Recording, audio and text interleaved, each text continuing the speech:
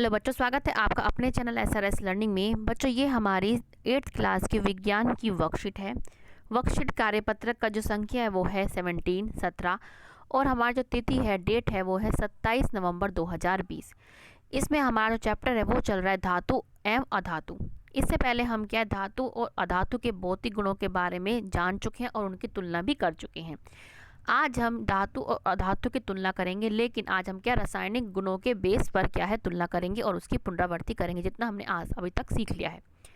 यहाँ हमारे गुण लिखे हैं, यहाँ पे हमारी धातु और यहाँ पे अधातु लिखे हैं कि जब हम धातुओं को किसी ऑक्सीजन से अभिक्रिया करते हैं तो हमारी क्या बनती है, धातु ऑक्साइड बनता है। हमारा क्या बनता है, धातु ऑक्साइड। जैसे हमारे को एग्जाम्पल भी दे रखा है कि जब मैग्नीशियम ऑक्सीजन के साथ बनाती है तो ये मैग्नीशियम ऑक्साइड बनाती है। ऐसे ही जब अधातु, जिसको हम नॉन मेटल्स बोलते हैं, ऑक्सीजन के साथ अभिक्रिया करती है तो क्या है, धातु अधातु ऑक्साइड बनाती है। जैसे सल्फर जो है आपकी अधातु है और जब ये ऑक्सीजन के साथ अभिक्रिया करती है तो सल्फर डाइऑक्साइड बनाती है, ये आपका है SO2 बनाती है। अब है दूसरा गुण है कि ऑक्साइड की प्रकृति क्या है देखो कि धातु ऑक्साइड की प्रकृति, जो धातु जो आपकी यहाँ पे धातु ऑक्साइड बनी थी, ये जो बना था, इसकी जो प्रकृति है वो क्षारीय होती है। कैसे पता लगा कि ये जो धातु ऑक्साइड है ये क्या है, लाल लिटमस पेपर को नीले में बदल देती है। इससे हमें पता लगता है कि जो इसकी प्रकृति है वो क्षारीय है। ठीक है, ऐसे ही अधातु ऑक्साइड की जो प्रकृति होती है वो अम्लीय होती है। कैसे पता लगा कि जो नीले लिटमस पेपर को ये चेंज किस में कर देती है, लाल लिटमस पेपर। तो जो नीले लिटमस पेपर को लाल कर देता है वो उसकी प्रकृति क्या होती है, अम्लीय होती है। अब हमारा तीसरा गुण है जल के साथ जब धातु अभिक्रिया करती है, धातु हाइड्रोक्साइड बनाती है और हाइड्रोजन गैस इसमें बनती है। ऐसे ही क्या है, जब अधातु जल के साथ अभिक्रिया करती है तो उसके साथ अभिक्रिया को करती ही नहीं है, अधातु जल के साथ अभिक्रिया नहीं करती। अब है अम्लों से अभिक्रिया कि जब धातु जब अम्ल के साथ जो है एसिड, जिसको एसिड बोलते हैं, उनके साथ जब अभिक्रिया करती है तो क्या होता है, देखो धातुएं अम्लों से अभिक्रिया कर क्या बनाती है, लवण और हाइड्रोजन गैस बनती है जो पॉप साउंड के साथ जलती है। जो हाइड्रोजन की जो आवाज़ होती है वो कौन सी होती है, पॉप साउंड। जैसे हमारा को ये एग्जांपल भी दे रखा है कि धातु जब अम्ल के साथ रिएक्ट करेगी, जब अभिक्रिया करेगी तो बनेगा लवण और बनेगी हाइड्रोजन गैस। इसका एग्जाम्पल दे रखा है, जैसे सोडियम आपकी क्या है, धातु, और HCl क्या है आपको, जिसको हम हाइड्रोक्लोरिक एसिड बोलते हैं, वो क्या है, अम्ल। जब इसके साथ वो रिएक्ट करती है, अभिक्रिया करती है तो हमारा क्या बन जाता है, हमारा क्या बनता है, हमारा साल्ट बनता है, जिसको लवण बोलते हैं, और हमारी हाइड्रोजन गैस बनती है। ऐसे ही जब अधातु अम्लों के साथ अभिक्रिया करती है तो उनकी अभिक्रिया होती ही नहीं है। जैसे पानी के साथ नहीं होती, ऐसे ही इनकी अम्ल के साथ नहीं होती। अब हमारा फिफ्थ जो है, क्षारों के साथ अभिक्रिया, कि कुछ धातु क्षार मतलब बेस के साथ अभिक्रिया कर लवण और हाइड्रोजन गैस बनाते हैं। जैसे ये आपकी धातु है और ये आपका क्षार मतलब आपका बेस है। जब इनके साथ ये अभिक्रिया करती है तो लवण और क्या बनता है, हाइड्रोजन गैस। जैसे आपका यहाँ पे बना है, यहाँ पे भी क्या है, वो ही बनता है। और यहाँ पे भी क्या है, अधातु की क्षार से अभिक्रिया होती तो है लेकिन बहुत ही जटिल होती है, बहुत ही कॉम्प्लेक्स होती है। तो हमने क्या है, अपनी जो वर्कशीट है, इसको जो अंतर है इसको समझ लिया। अब हम चलते हैं आगे।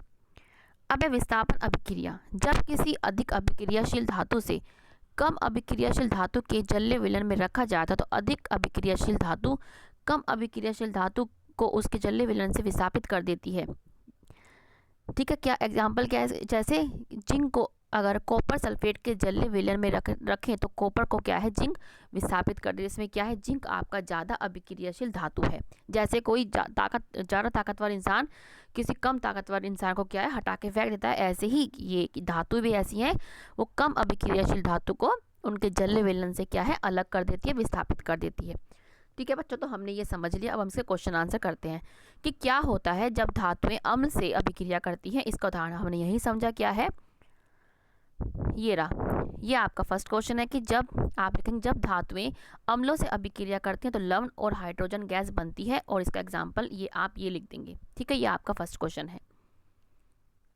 अब है आप ये कैसे जानेंगे कि धातु के ऑक्साइड प्रकृति जो क्षारीय है, कैसे जानेंगे आप, हम क्या है लिटमस, आप ऐसे लिख लेना कि आप क्या है लिटमस पेपर का जो इस्तेमाल करेंगे, लाल लिटमस पेपर को जो ये क्षारीय होगी, ये धातु ऑक्साइड जो है लाल लिटमस पेपर को नीला कर देंगी। ठीक है, तो आप क्या लिखेंगे कि हम क्या है लिटमस पेपर का इस्तेमाल करेंगे और लाल लिटमस जो धातु ऑक्साइड है लाल लिटमस पेपर को नीला कर देंगी। तो ये बच्चों आपका सेकंड क्वेश्चन है। अब है एक अम्ल और एक क्षार का नाम लिखिए। एक अम्ल का नाम क्या है आपका HCl, ये क्या है आपका एसिड है, ये आपका अम्ल है। और आपका क्या है NaOH, ये आपका क्या है आपका क्षार है। ठीक है, आप इसका नाम, ये आपका फॉर्मूला है, आप इसका नाम अब लिख दें। आप इसका नाम लिखेंगे HCl का नाम आप क्या लिखेंगे, hydrochloric acid, hydrochloric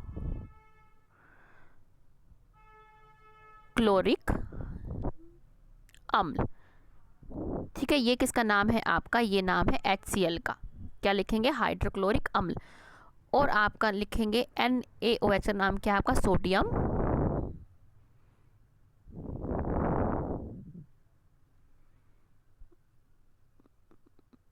hydro oxide, ये आपका क्षार है जिसको हम NaOH भी बोलते हैं। ठीक है, अब हमारा नेक्स्ट आता है कि रासायनिक गुणों के आधार पर धातु और अधातु में अंतर स्पष्ट कीजिए। जो हमने आपको बहुत अच्छी तरीके से समझाया है, ये पूरे गुण है, ये सारा जो आपको लिखना है, ये आपका 4th क्वेश्चन का आंसर है, जो आपको बहुत ही एक एक पॉइंट आपको समझा दिया गया है। अब है कौन सी गैस पॉप साउंड के साथ जलती है, कौन सी जलती है, वो आपकी हाइड्रोजन गैस, हाइड्रोजन गैस, जो हाइड्रोजन गैस है वो है पॉप साउंड के साथ जलती है। तो बच्चों ये हमारी आज की 8th क्लास की वर्कशीट है। आई होप कि बच्चों आपको अच्छी लगी हो तो लाइक का बटन जरूर दबाइएगा, चैनल को सब्सक्राइब कीजिएगा, नहीं किया है तो बेल आइकन भी साथ में दबाइएगा बच्चों। और तहे दिल से शुक्रिया कि आप हमारी वीडियो देख रहे हैं। अब मिलते हैं बच्चों आगे की वर्कशीट के साथ। हमेशा खुश रहिए, पढ़ते रहिए बच्चों।